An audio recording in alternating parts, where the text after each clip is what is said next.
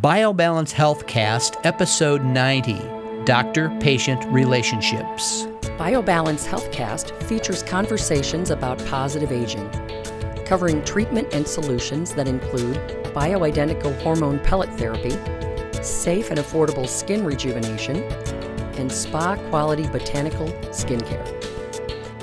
Your hosts are Dr. Kathy Maupin, Medical Director of BioBalance Health and a leading expert in treating symptoms of aging, and Brett Newcomb, a licensed professional counselor.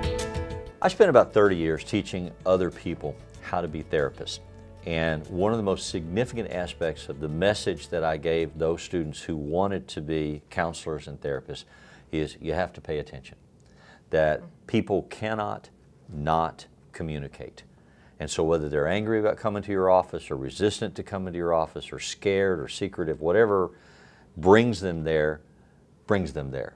And there's informational leakage non-verbally in the way they sit in the office, who they sit next to, the order in which they come into your office, where they choose to sit, their body language, their facial tics, their deflective techniques, all of these things that as a therapist you have to pay attention to or you'll miss. If you just listen to the words are not the story. More than half of what people communicate, they communicate non-verbally. There's lots of communication studies about how we communicate.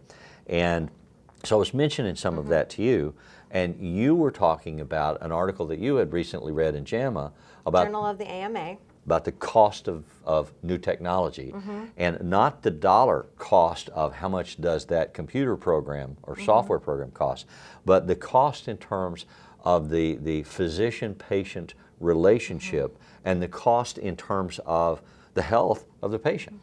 You know, medicine is one-on-one. Medicine is not a group event. You go to one doctor and then that doctor may talk to other doctors but about you to try to get a group idea or a team approach. But it is that doctor that you are talking to. It is that connection you make with him or her. And you as a patient gain by talking to your doctor because the doctor who looks at you, who pays attention to you, who understands what you're trying to tell them and wants to solve your problem, is attending at that time. They may touch you. They may say, well, what do you think about that lump in your neck that I see?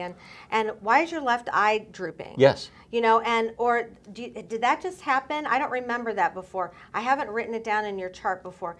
And not only continuity, where you see the same doctor, which is at risk right now in our new plan, but it is in the governmental plan. But it is also at risk because they are in the new system of technology. They have, without saying it and without making it obvious, taken away the doctor-patient relationship of sitting across from a patient and discussing their health and getting, I mean, I can do that and I get all that information from their body language, their voice, what they say to me, and then we come up with what's wrong with them and how we have a plan together to go forward, because there's always some effort on the patient to go forward. And I have to engage with that patient or they're not going to do that.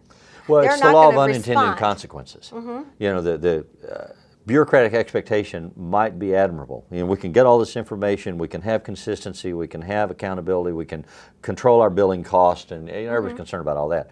But what gets lost by the law of unintended consequences is the ability for you as a physician to apply your training in a both conscious and unconscious way.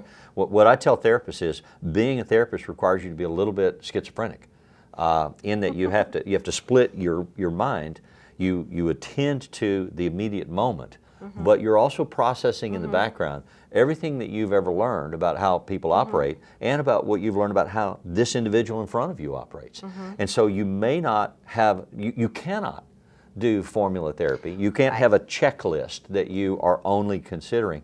There's stuff that processes in the back. Like you said just a second ago, I never saw that tick before. Did that just happen? Has that been happening lately? What does that mean? How do we understand that? Is that stress related? Is that some physical cause?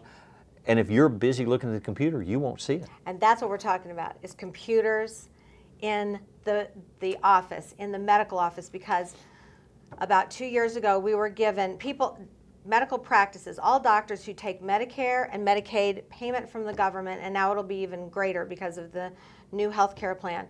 Anyone who accepts money from the government and some health plans has to be computerized.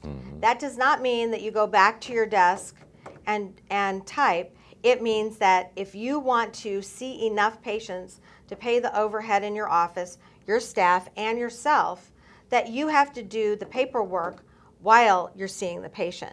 And that means you have to either, if you can't write or type, and look at the patient, then you turn your back to the patient. And that's what this article was about. The cost of not connecting with your patient, just listening to them while you're typing. And what we're typing is not like what you're saying.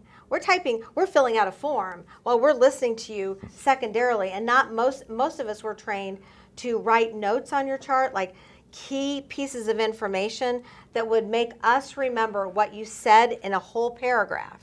Insurance companies pay by billing codes. Right. And so if I come to see you and you listen to me, you turn around and put down 09128. You don't write a big paragraph, you don't write a descriptive sentence, you reduce everything that I've said to a billing code that will then tell the insurance company, okay, this person is having an anxiety disorder. And so then they can predict what kind of medicines are most typically given to treat the anxiety disorder, and it'll suggest that to you on the computer. So you just go click, click, click. It's efficient, it's fast, and it may miss the point. And they've just been telling doctors about this and have a heavy hand with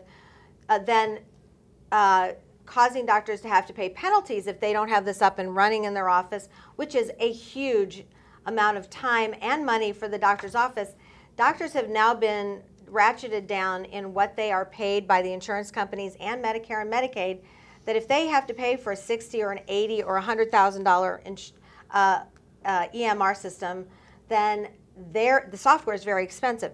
They're not going to be able to pay themselves probably for a year. Right. So I know that most people think doctors make a ton of money. It's usually on things other than practicing medicine. Nowadays, it used to be on practicing medicine. So this is a huge problem. Doctors are going to stop practicing. I had hospital privileges, and they brought in an EMR, which I spent 21 hours at the hospital learning, and it took me so long. They fired all the secretaries, okay? That's a big problem. I was putting in my own orders in the computer. And then I had an emergency. Well, in an emergency, your doctor should not be putting in your orders. You need a secretary to type your orders in, because I had somebody bleeding to death, and I was typing my own orders. There was no one to type my own orders. That was the day I knew I was leaving the hospital. I was giving up OB. I was giving up surgery. I was not doing that because that's terrible medicine. And they required it. And that's how the hospital saved money. They got rid of the secretaries that had been there 20 years. We need secretaries on the floor of hospitals. We need somebody to somehow get the information into the computer. If the government's going to require it, it's ridiculous to lose the doctor-patient relationship. We gain from that. We love making people better. That's why you become a doctor. You love using your knowledge that you've spent all those years getting and all the experience you've had so that you can use it with that one patient who's going to get better. We get feedback from that. We're happy. So at the end of our day, when we're turned around typing or we're trying to figure out a way through this computer program that's impossible, we're miserable. We're miserable. We do not like practicing medicine that way. And the speculative aspect of the technology is for the greater good. If we learn these things, if the machines get better, if we get more efficient, we're faster, we standardize care, it's all going to be good for everybody. I remember reading. It's not always going to be good for everybody. It's not always going to be good, and it doesn't always work. That's what they say, but it isn't. We come back to the law of unintended consequences, and you also have to consider what is the cost investment for the percentage of treatable people. If there was a science fiction writer named Robert Heinlein who wrote a book called The Amazing Waldo, or a story called The Amazing Waldo, and the story was about how doctors developed the techniques of micro-robotics so that a doctor on one planet could operate on a patient on another planet so, and never be there. Well, that's actually come into reality now. People do that across the country or across the world. A doctor in New York can operate on somebody and operate the systems and actually do the surgery. And so that's like huge progress. Yeah, well, it is progress, it's actually. Amazing, and it might be wonderful for that individual using the skill of that doctor, but that's not where we want to spend most of our money. I mean, most of us aren't going to be in that situation. Most of us are going to come to a doctor's office and sit down and say, it hurts. Right. I don't know why it hurts. It hurts. Yeah, Can you help figure me? it out. Yeah. Well, that's because that's a different view. That's if you take all the money spent on medicine as if it's all governmental or a socialist system who puts the money in and decides where it's going to go. Then if you're the person with the rare disease, everyone's going to have something weird sometime in their life. Right. Then you're not going to get treatment for that because it's not common enough.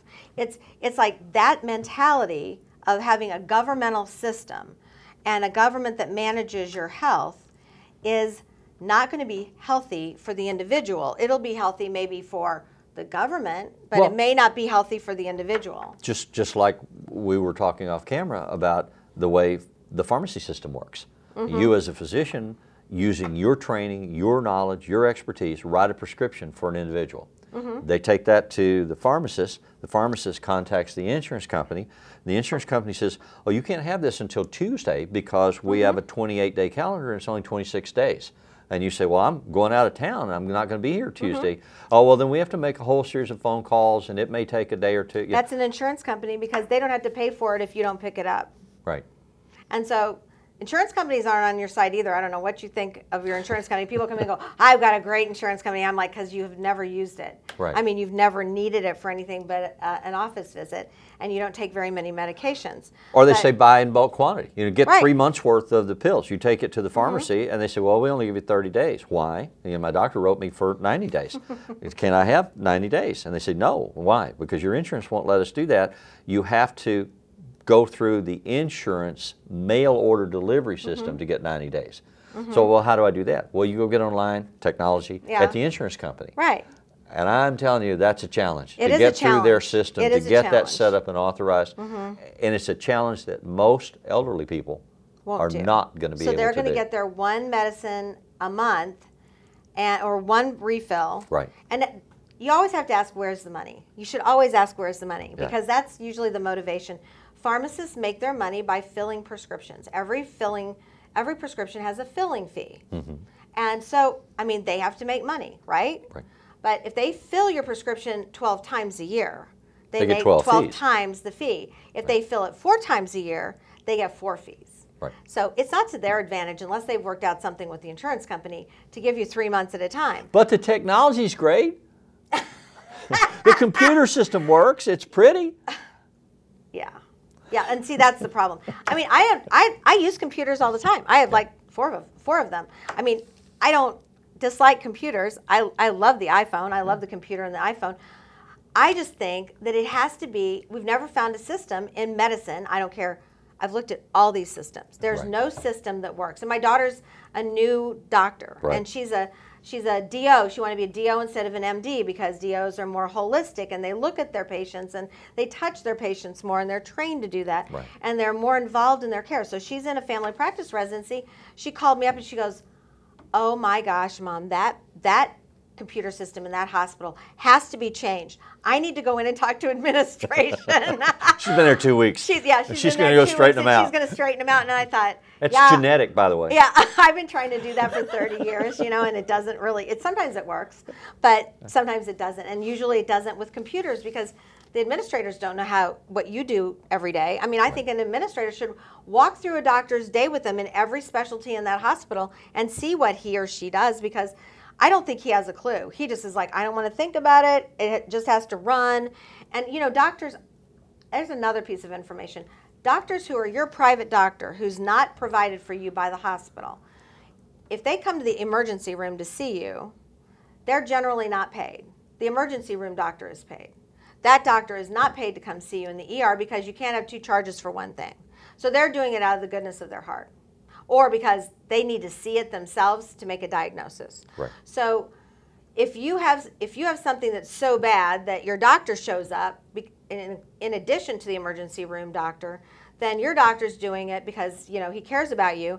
But that is going to be soon not possible, because you shouldn't be in there if you're not going to write a note. If you're not, it's not going to be acceptable. All those great things that we could do for free for people, you have to have something that generates a bill or goes on the computer nowadays to do anything. And sadly, that's changing this whole way we approach illness. Now, we have a friend who's in Canada, and he actually went through a series of seeing doctors. And when he told me his symptoms over the phone, before telling me what he had, I said, "You have gout." And he goes, "Yeah, I have gout. Why did it take you 2 minutes and it took me 6 years or 2 years?" And that's just because the system is socialized. Doctors make very little. They work for the government. It's an 8 to 5. It's not, it's not as convenient. People wait 6 to 8 months for an appointment with any doctor. And so by then you've either forgotten about it or they have a computer system, but nobody seems to be able to find each other's records. So it's like a whole new thing every time you go into that doctor. And it took him 2 full years, and he had to say to the doctor, "Could I have gout? Would you let me try allopurinol?" Because another one of his doctor clients told him that was the drug of choice. So do you really want that? Okay. So, do you want to go to the doctor like that and wait? Americans don't want to wait 2 minutes to see their next doctor when they've got something wrong. I understand that. I don't either. I don't want this system. Obviously, we're both passionate about this topic, and we could tell horror stories all day long. We're not going to. But the basic message that we want to communicate is the importance of attending and relationship and time spent. It's the human connection, using the relationship between the doctor and the client or the patient, and the education and experience that the doctor has to see the whole person and to treat the whole person. And we want to use the tools of technology, but we don't want to be the slaves of technology. Right. And that's the challenge. And so as an informed consumer, you really need to advocate and say, "Could you look at me? Could you pay attention? Could you listen and then write? Because I'm not feeling seen." And don't do it in a hateful way. Don't do it in an aggressive way. But do it in a way that says, "I need you to look at me and talk to me." And it'll be interesting to see how the system responds. Yeah, I think that the request is a good one, and I think that's how you should approach it if it's you individually having that problem. Right.